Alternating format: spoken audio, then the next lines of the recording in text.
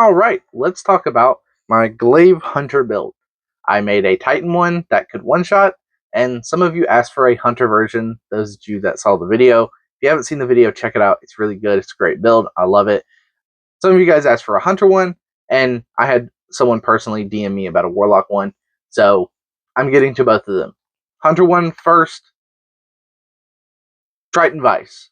That is the only way that this works. 200 melee stat, Triton Vice, and Triton Vice requires you to be surrounded by enemies to activate the surrounded version of this melee bonus. Halberger's, I don't know how to pronounce it, reach. Basically the exotic perk for Triton Vice. When you're surrounded, you get increased glaive melee damage. So it's nice, very situational, hardly activates, and I use this with Albedo Wing. You can use any glaive. I just chose this one because it was arc and I wanted something with synergy. And I'll tell you why I chose a arc glaive specifically. I don't have Nezarec Sin crafted or enough Glimmer to craft it perfectly, so that's why I'm using an aggressive frame. I would prefer Nezarax or something of that effect. So the reason that I chose that as my weapon, or a arc weapon in general, is because of my subclass. We have Arc Strider. Pretty much none of your abilities matter. Use whatever you prefer. Your aspects are the only thing that are important. It requires Ascension for a very specific niche thing that this build can do.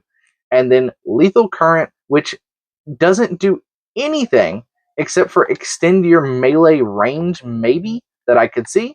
It looks like it might do that. As far as anything else, it does nothing. So, those are the abilities and aspects. Now let's go over your fragments. You want Fragment of Haste. Since we're investing so heavily into the melee stat, having Spark of Haste will give us increased health while sprinting. So that is a nice touch. Spark of Instinct, while critically wounded, taking damage, emits a burst of damaging arc energy that jolts targets, which is nice because you're going to be in the thick of it. And next up, we have Spark of Beacons. While amplified, which you can become amplified with Ascension, your arc special or heavy ammo weapons, final blows create a blinding explosion. Very niche, only occasionally happens, doesn't work with the melee of the glaive, only works with the projectile, which is why I decided to use an arc glaive, Albedo Wing.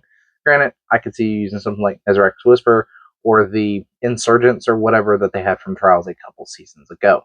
Next up, we have Spark of Resistance. While surrounded by combatants, you are more resistant to incoming damage. I have no idea if this works in PvP. I haven't seen it proc, but if it does, it's definitely a good thing to have. Also, plus 10 melee just helps the build in general. And then finally, we have Spark of Feedback. Taking melee damage increases your outgoing melee damage. Finally, we have the alternate version of this, which is Thread Runner. Your abilities do not matter except for grapple. Use whatever dodge and jump you prefer. There is no additional melee option. And then the only thing that I can see this build working with is Ensnaring Slam, which gives you the Suspend Slam, and then Widow Silk, which gives you an additional grapple charge. And then, of course, you can grapple onto a grapple point. And with the Ensnaring Slam, you will want to run Thread of Wisdom. Defeating a suspended target creates an Orb of Power, and then Thread of Warding, which is picking up an Orb of Power, grants Woven Mail. The only other thing that I could see is you running something like Thread of Continuity, which gives you an extended duration of Suspend, and Thread of Mind, which is defeating a suspended target, grants Class Ability Energy, which is nice. I tried a Void version where you could, get those melee kills and it would heal you, and it wasn't great. It was not a good build, and I have completely erased the footage because the build was incredibly bad. So, with all that being said, this is the Hunter build, and you can use Threadrunner or Arc Strider. Arc Strider just has better synergy as far as your perks go, and there's like some cool niche things that you can do, plus you get 3 fragments, easier to get the stats up. Threadrunner or Strand is a lot easier to use, but not a whole lot of synergy when it comes to melee, and I couldn't really get it to work, and that could have just been the matches that I was having. I didn't have as much ease as I do with my Titan build, but he has a movement exotic, whereas I have to have an exotic that makes my melee damage do more damage.